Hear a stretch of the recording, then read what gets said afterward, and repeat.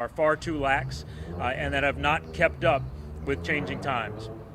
Uh, One of those laws is, or the absence of law, is dealing with what are called ghost guns. Those guns that are assembled from parts bought on the internet. They're often untraceable. And this is an important issue because we are increasingly finding these ghost guns on our streets. This year and last year, our police department seized a number of these ghost guns. And last year, one of these ghost guns was used in a homicide. If we do not take action on the federal level to make it harder for folks to manufacture or acquire the parts needed to make ghost guns, we're going to see these guns, these untraceable guns, proliferate on our streets and become more and more dangerous. And that's why I'm so grateful to our delegation and specifically to our senators for leading the fight on this issue down in Washington. In a few minutes, we're going to hear from both of our senators and then from our Assistant Chief, Chief Medina, but I want to acknowledge being joined here by a number of members of our command staff, including Assistant Chief Medina and Assistant Chief Howell.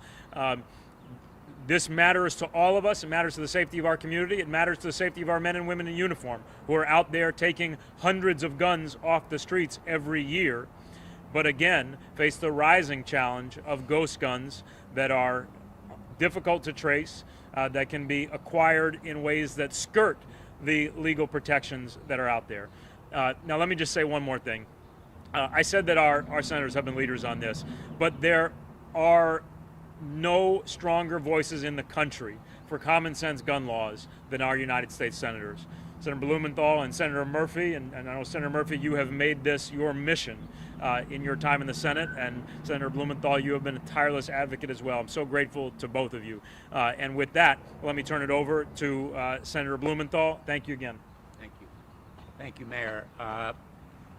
You know, among the most powerful voices in favor of common sense steps to stop gun violence are, in fact, the mayors of this country, because they see it firsthand in their streets and communities. Nobody's been a stronger advocate than Luke Bronin in Hartford, because nobody's seen it more directly than Luke Bronin. And our Hartford police force has really been a champion of expert professional law enforcement, and they know that the exploding proliferation of ghost guns is the fastest growing threat to gun safety. Let me just say again, the fastest growing gun safety menace in this country today are the exploding proliferation of these ghost guns. There's nothing ghost-like about ghost guns. They look like a gun, they sound like a gun, they kill like a gun, and they shoot like a gun. And they are flying off the internet shelves, surging in numbers, and killing people on the streets of Hartford and all around Connecticut and the country. They've been recovered recently in 38 states. And the key fact about these ghost guns, and the reason they are called ghost guns, is they have no serial numbers. They are untraceable and undetectable. They can be assembled at a kitchen table in an hour or so. They cost a couple of $100, and they are freely available. A couple of $100 will buy you the parts needed to assemble a ghost gun or a 3D printer to make them yourself. And that's the menace. They have no serial numbers, no licensing, no background checks, no tracing. Found at the scene of the crime, there's no way to trace them by serial number because they have none.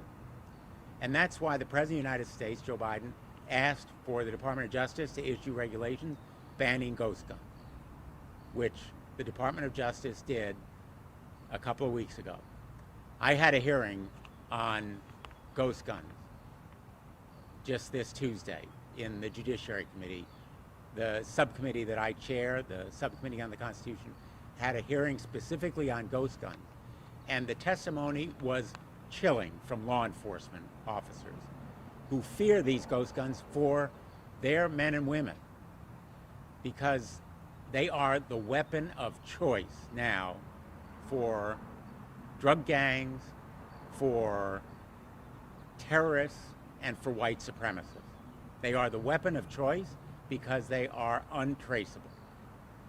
And that's why I introduced the Untraceable Firearms Act to ban them as well.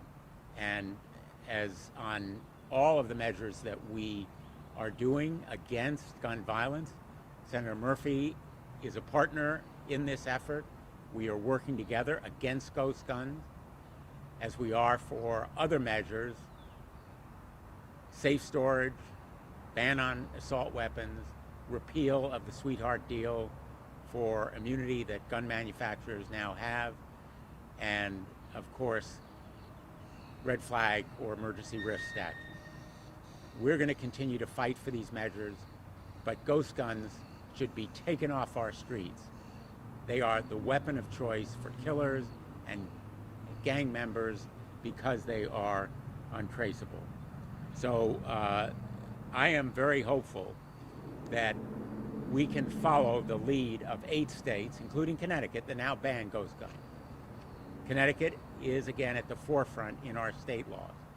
But our state boundaries have no respect for guns. Ghost guns come across state boundaries. They can't be traced by the Hartford police or any of our other law enforcement. And therefore, we need a federal law, not just Connecticut state law, but a federal law that bans them. And we need to make permanent the regulation issued by the Biden administration, because the next president, whoever it may be, could reverse the executive order or administrative regulation. We need a statute to permanently ban these ghost guns, because they are killers just like any other gun, and they should be treated just like any other gun, with background checks and serial numbers required. So we're going to continue this fight, and let me now yield to Senator Murphy. Thank you very much, Dick. Appreciate your leadership on this issue. Why would you go through so much trouble to make a gun yourself that has no means of traceability? Well, it's pretty obvious. You're going to use that gun to hurt somebody, and you want to make sure that that gun can't be traced back to you.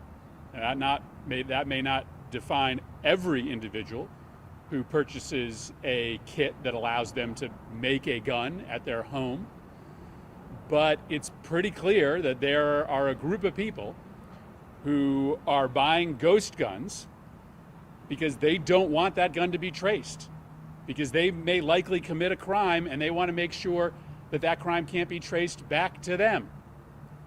Police departments, prosecutors depend on the ability to trace weapons back to the source. And the attractiveness of ghost guns, these kits that you buy and assemble yourself, is that they are largely untraceable. Ghost guns are accomplices to criminals. And the Biden administration has recognized that and is in the process of taking away the ability to sell one of these gun kits without going through a background check. And as Dick mentioned, it's really important that we act, because the executive order is just as good as the president's commitment to it. So if the next president is in the pocket of the gun lobby, then they will likely withdraw that executive order. And once again, these ghost guns will be able to proliferate. But the executive order and the legislation that we are talking about today is only as strong as the background check system. So even if we passed this legislation, we would only be guaranteed to get a background check done in gun stores and online and at gun shows in states that require universal background checks. I'm working right now with Republicans to try to come up with a compromise to expand the number of background checks that are done in this country. We need to pass the ghost guns legislation, but we also need to pass expanded background checks. Because while the ghost guns legislation would make these guns subject to background checks, there's still far too many sales that happen in this country where a background check isn't required. So you have to do both. You have to treat these gun kits as firearms, which means they have to go through a background check, but then you need to expand background checks so they cover all of the places in which guns are sold. This is a problem that is worst today on the West Coast. So far this year, San Diego's police department has confiscated 500 firearms, and 20% of them have been ghost guns. 40% of ATF's cases in Los Angeles today are related to ghost guns, and 30% of the seizures in Los Angeles are these untraceable firearms. We are not at those numbers in Connecticut yet.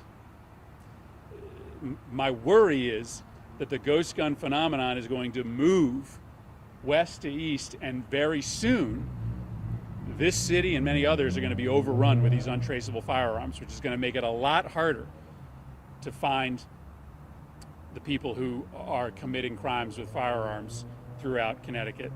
So, we're very lucky to have a police department here in Hartford that, is not only committed to catching the bad guys and keeping people safe, but also understands the importance of, working on public policy. And of course, we're very lucky to have Mayor Bronin, who kicked off our event today. Mayor Bronin understands that as the laws exist today, he doesn't have all the tools necessary in order to protect the people of Hartford. And so he's been such a great partner with Senator Blumenthal and I on trying to strengthen the nation's laws. So with that, I think I'm going to kick it over to Assistant Chief Medina to talk a little bit about Hartford's experience with untraceable firearms. Thank you, everyone. Thank you, Senator Blumenthal, Senator Murphy, Mayor Bronin, for being a staunch advocate for the city of Hartford and the people in the police department. I want to start off by saying I'm here on behalf of Chief Jason Thody, who could not be here today. Our priority as a police department is keeping the public safe, enforcing the laws that are passed. To us, the gun issue is simple. Guns should not be in the hands of individuals who are not deemed fit to own a gun or who do not go through a proper background check. When gun crimes are committed in Hartford, the overwhelming majority of guns we find have been stolen or been purchased through a straw purchase. The Hartford Police Department takes hundreds of guns off the streets every year before crimes are committed, and it's one of the most important things we do. Every gun that we seize is a life saved. And that's important to know. Every gun we seize is a life saved. And that's through the true commitment of my police department and my police officers here, and some of them standing behind me today. Every gun seized, like I said, is a life saved, but the problem with ghost guns is they bypass the checks and balances that are set in place. And that has to be looked at. We're talking about criminals having the ability to create a gun with a simple stroke of a key, with no checks and balances. This is a new problem, and it's a real problem. In 2020, we seized 7 ghost guns in the city of Hartford. 3 of those were used in violent crimes, 1 to include a homicide. This year, to date, we've already seized 7, the same amount as last year. Ghost guns should be treated the same as regular guns, and the manufacturers and distributors should be required to comply with the same rules and regulations that other gun sellers do. So once again, Senator Blumenthal, Senator Murphy, Mayor Bronin, thank you for having me here, and I'm glad that you guys are continuing the work that you do every day in D.C. on behalf of the nation and on behalf of the city of Hartford. Thank you. Thank you, Chief Medina. Thank you. Any questions?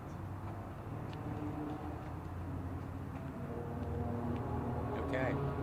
I just want to say that Senator Murphy really makes a key point on the centrality of background checks to addressing this problem of gun violence. Background checks are so important, and I thank him for the great work he's doing in trying to bring us together. He and I have dedicated ourselves to this cause, and we're going to continue to fight it with the strong leadership from mayors like Luke Bronin and police forces like Hartford. So we thank you all for being here today. It really means a lot, and thanks everyone.